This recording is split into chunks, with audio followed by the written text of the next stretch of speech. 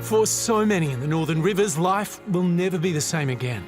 We're a town of 700 and something people, and just about every single one of those people right now is homeless and a long way off being able to come back into our homes. It's now 11 days since unprecedented floodwaters devastated the region. Sinead Riley is among thousands of locals left homeless. We've all lost everything, and none of us saw this coming. Before the floods, the area already had a housing crisis. Now, more than 1,300 people are in temporary accommodation. 5,500 homes have been damaged, and almost 3,000 houses are entirely unlivable. If I don't get a small business grant, I think I'm probably going to have to declare bankruptcy. I just can't see how we can come back from this without help. The temporary accommodation is set to expand, with the first convoy of 120 motorhomes leaving Sydney for the Northern Rivers today, adding to the pods already set up. From what I've seen, it's mostly short-term solutions at the moment, and most of us in this town and in the wider region are going to have to completely rebuild our homes, and we are actually going to need long-term solutions. There's also pressure on Airbnb to allow long-term rentals at market prices, after New South Wales and the Feds announced $500 million in rental relief. This financial support will provide assistance to get people into housing, into homes as quickly as possible. Some locals who already feel let down now say they have no other choice but to move out and move on. I thought that floodwater wouldn't come in this house, and I only just stopped taking a deep breath. Every time it rained, people would drive down this street and say, "Oh, look how high your house is. You know, if water gets in there, the whole town is stuffed." And yeah, I need to go. We're all collectively going through a massive trauma here. It's not just stuff, this is the fabric of our lives. These homes have held our memories and they've held our hopes for the future, and to see them ripped down around us, it's just really hard.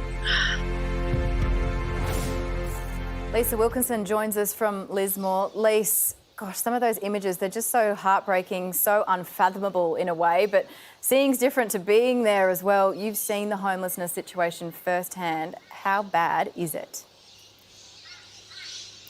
Well, Georgie, I've just come from one of the half dozen or so evacuation centres in the area. It's in a local gymnasium. There's 170 people living there, mattress by mattress. Some people have got pets. They are packed in, and we've just discovered that one of the other evacuation centres is about to merge with it tomorrow. Where they are going to fit all of those people, I have no idea. You mentioned in that package there the number of homeless that were already here in Lismore.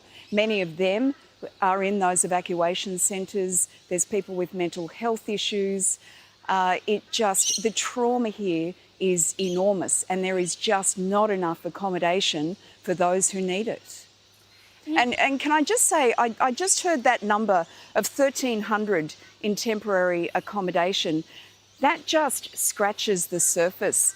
Many of the people who are flood survivors from this area are relying on friends and family and the kindness of strangers to have a bed to sleep in. But these are not long-term solutions. And so when you hear those official figures of how many people have been displaced by these floods, those people aren't even being counted. So the enormity of this crisis is still unknown. Lisa, you've been there for a few days, and I think that's what you're talking about, the difference between seeing these numbers and seeing these images and actually being there and speaking to these people and hearing their stories.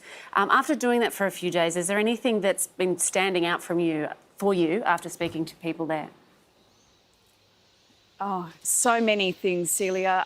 We've done a lot of these stories for the telethon tomorrow night. We are so determined to raise lots of money tomorrow night with that telethon. But one story I'll tell you is of going out today to one of the many small forgotten townships outside of Lismore, a place called Broadwater. And I met a lovely guy, he's an absolute hero, called Bart, who owns the local caravan park, which has been completely decimated. And he personally got in his little boat and saved 7 of the people who lived there in that caravan park that night in the dark. They were completely inundated. Now, he doesn't know where most of those people are now, and he certainly doesn't know where they're going to live because the park's been wiped out and they certainly won't be returning there anytime soon. Lise, obviously this has kind of become a big political story as well, and the politicians are saying we're going to throw everything at this. But I know there's still a sense in the communities that people aren't really being heard and that maybe we all outside don't quite get it.